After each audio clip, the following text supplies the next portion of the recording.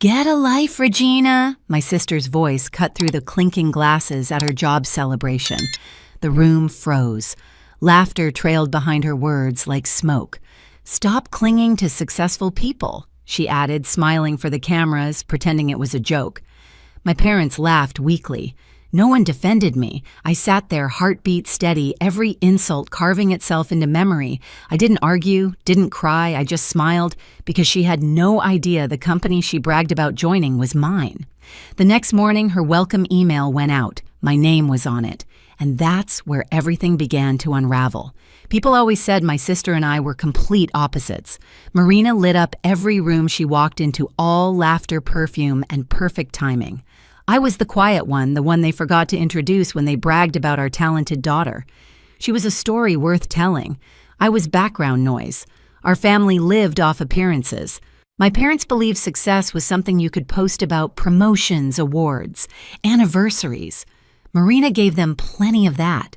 When her photo hit the local news last year, rising star in marketing, they framed it in the living room. My graduation photo, it was still somewhere in a drawer. Growing up, I learned early that attention came with conditions. At 12, I blew out birthday candles alone in the kitchen, while everyone clapped for Marina's dance trophy. "She's our firework," my dad said proudly. Then he laughed, looking at me. And Regina's our little flashlight, steady and quiet. They meant it kindly, but even kindness can bruise when repeated for years. So I became exactly what they said: quiet, steady, invisible. I studied, coded, worked. I built things that no one ever saw but everyone used. When Marcus and I started our small data firm from a damp garage after college, my parents didn't even ask about it. "That's nice, dear," my mom said, already changing the subject to Marina's upcoming fashion showcase. 5 years later, that small firm had grown into one of the fastest rising tech companies in the state. But only Marcus's name appeared in the press, and that was by design. I preferred privacy over praise. I handled the back-end systems, infrastructure, finances. My name lived quietly in documents, not headlines. It was freedom. Then a month before Marina's job celebration, I learned she'd been laid off. She brushed it off like a stain she could hide under a new coat of paint. "It's fine," she said at brunch. "I'm applying somewhere better, a data analytics company downtown. They just opened positions for budget analysts." Marcus sent me the resume the next day with a smirk. "Recognize this name," I did. And I didn't hesitate. "Hire her," I said. He frowned. "You sure?" "Completely. Because sometimes you don't need revenge. You just need the right stage, the right silence, and the truth to do the rest." Marina started her first day with the same energy she'd always had, heels clicking like applause voice loud enough to fill every corner of the office. To everyone else, she was the new hire with confidence. To me, she was the storm I had invited in. Marcus sent me a message that morning. "She's here. You really want to do this?" "Just let her work," I replied. For the first week, I kept my distance, working remotely like always. I reviewed her onboarding reports, her project notes, even the early budget drafts she submitted. She was competent, fast, persuasive. She charmed her way through meetings, dropping buzzwords she barely understood, but people loved her energy. They always had. When I came into the office after hours, the space still smelled faintly of her perfume. A coffee cup with M scribbled in gold marker sat beside the printer. I caught myself smiling. This wasn't about punishment. It was about perspective. I wanted her to see what real work looked like when applause wasn't part of the job description. A week later, I got my first glimpse of her behavior. She'd been gossiping in the break room, telling someone our management's a bit strange. There's this senior advisor who supposedly signs off on every major project. Nobody's ever seen her. Probably a fake name. That fake name was mine. Marcus called that night. "She's curious about the signatures, Regina. Thinks she's starting to connect dots." "Let her wonder," I said. Curiosity is the first step toward humility. At the next family brunch, Marina couldn't resist bragging. "I'm finally somewhere serious," she said, eyes flicking to me. "The kind of place where people actually do things." My parents beamed. I just nodded, swirling my water. Every sentence out of her mouth was a reminder of the years she'd spent mistaking volume for value. But then she added, "The structure's odd, though. There's some woman named R. Green on all the financial documents. Never seen her. Maybe it's a legal placeholder." My fork paused mid-air. Marcus, sitting across from me, nearly choked on his drink. I caught his eye and gave the smallest shake of my head. Marina kept talking, oblivious. Anyway, if she's real, she must be ancient. Nobody that senior hides forever. That was the moment the quiet in me changed. I wasn't angry, I was done. Later that night, as the office emptied and the city lights flickered below my window, I opened the internal system and approved her first performance review myself. "Keep her," I typed, because the real revelation wasn't in firing her, it was in letting her walk straight into the truth she'd spent her life denying. By her second month, Marina had woven herself neatly into the company morning lattes team selfies, pep talks about grind culture. She thought she'd found her place, and maybe for a moment she had. But arrogance has a way of digging its own trap. Late one Tuesday, I received a notification, an internal query from accounting. Someone had requested access to the executive approval logs. I didn't need to guess who. The username was hers. Marcus called me seconds later. "She's snooping. You want me to shut it down?" "No," I said, staring at the glowing screen. "Let her look." That night, while the building slept, Marina combed through every file she could open. Project budgets, payroll sheets, payment approvals. She must have seen my initials RG again and again. Maybe it felt like déjà vu, like seeing a ghost signature over her paycheck. When I came in the next evening, I could sense the change in the air. Her laughter was forced, shorter. She'd begun to ask quiet questions in meetings. "Who signs off on our budgets? Does anyone actually know the senior advisor?" She was circling the truth, and it was only a matter of time before she crashed into it. That weekend, Marcus and I prepared for the company's 5th anniversary gala, a night meant to celebrate growth, partnership, and innovation. For me, it was something else entirely, the moment silence would finally speak. I worked late in the empty conference room, finalizing reports when the elevator dinged. Heels clicked against the tile, sharp measured. I didn't even have to look up. Regina. Her voice trembled between disbelief and recognition. I turned slowly. She stood in the doorway, clutching a folder to her chest. "You have access to the restricted drives," she said. "You sign everything. The budgets, the hires." Her breath hitched. "It's you." I met her eyes. "You said I should get a life." Remember, I closed the laptop softly. Turns out I built one. Marina's face drained of color. "You're the senior advisor." "The co-founder," I said simply. She laughed once, small, brittle. "This can't be real. Check the founding files if you need proof. They're under my name." Silence swallowed the room. She looked down at her folder, then at me, realization settling like weight she couldn't carry. "I didn't bring you here to embarrass you, Marina," I said quietly. "You're good at your job. That's why I hired you. But I wanted you to see what respect really looks like when it isn't handed to you." Her lip trembled, but she said nothing. For the first time, she didn't have a comeback. When she left, the door didn't slam. It just closed softly, like something ending without a fight. The night of the anniversary gala arrived, dressed in gold and nerves. The ballroom shimmered under chandeliers, every surface polished to reflect success. Waiters glided through the crowd with trays of champagne, and laughter rose like static in the air. For most people, it was a celebration of innovation and growth. For me, it was the night silence would finally speak. Marcus found me backstage, adjusting my dress, his tie slightly crooked. "You sure about this?" he asked, voice low. "You could keep the mask on forever and still win." I smiled faintly. "Winning isn't the point. Seeing clearly is." He gave a small nod, handed me a folded card with my speech notes, and whispered, "She's out there." I knew. Even through the curtains, I could sense her. Marina was impossible to miss, her laughter, her perfume, her way of filling space until no one else had room to breathe.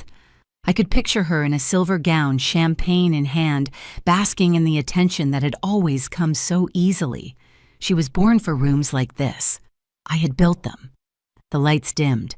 The host's voice echoed through the speakers. "Tonight we honor 5 years of extraordinary achievement. Please welcome the 2 people who made this company possible, Marcus Hale and Regina Green." Applause thundered through the ballroom. The spotlight hit me full in the face, hot and blinding. I stepped onto the stage beside Marcus, hearing the applause as if underwater. Every cheer felt like a heartbeat, every camera flash like lightning. And then I saw her Marina frozen near the back, her smile collapsing into disbelief. Marcus spoke first, his practiced ease carrying through the hall. 5 years ago, we had nothing but 2 laptops, a coffee pot that barely worked, and a dream that somehow survived sleep deprivation. Tonight, we celebrate the people who turned that dream into reality. The crowd laughed warmly. He gestured to me, and for the first time, the woman who built everything behind the scenes is stepping into the light. I took the microphone. My hands didn't shake. I've always preferred silence. I began, my voice steady. Not because I had nothing to say, but because I wanted my work to speak first. A hush fell over the crowd. When we started this company, people told us to aim smaller. They said what we wanted was too ambitious, too risky. But I've learned something sometimes: the quietest voices build the loudest legacies. Polite applause rippled through the room. I glanced at Marina again. Her face was pale, her glass still half raised. For years, I continued, I thought success meant being seen, that if no one recognized you, it didn't count. But I've come to understand that visibility isn't proof. Impact is. Marcus smiled beside me, proud, but knowing this moment wasn't about business, it was about family history truth. I looked toward the crowd, toward her. So tonight I'm grateful for the supporters, the doubters, and the people who taught me that silence doesn't mean weakness. It means control.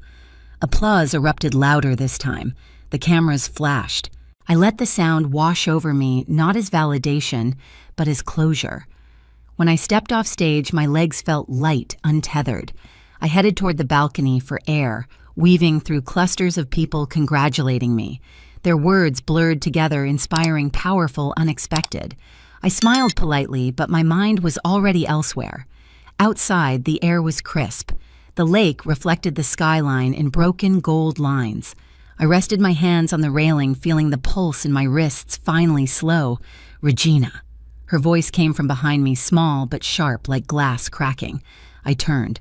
Marina stood there, framed by the ballroom lights, eyes red-rimmed, mouth trembling. She had lost her effortless composure. "So it's true," she said, almost whispering. "You're the co-founder." I nodded. She let out a hollow laugh. "You let me work under you. You watched me parade around like I knew everything. You were good at your job," I said simply. She blinked. "Don't do that. Don't pretend this doesn't matter. I humiliated you and you—" Her voice broke.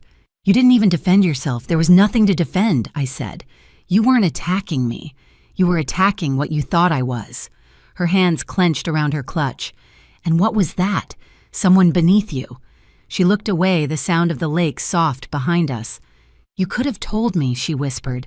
"And you would have listened," I asked. Her silence was the answer. "I didn't want revenge, Marina." I continued, my tone calm. "I just wanted the truth to find you. Sometimes the only way to teach someone respect is to let them trip over it themselves." Tears welled in her eyes. "You must hate me." I shook my head. "No, I just stopped needing you to understand me." She wiped her cheek with the back of her hand, her voice shaking. "I was awful to you." "Yes," I said quietly, "but that's over now." She took a step closer. "How can you be so calm? If someone had done to me what I did to you, I'd want to destroy them." I met her eyes. "That's the difference between us." She stared at me for a long moment, her expression folding between guilt and awe. "You're better than me." "No," I said. "I just learned when to stop proving it." The ballroom doors opened behind us, spilling laughter and light across the floor.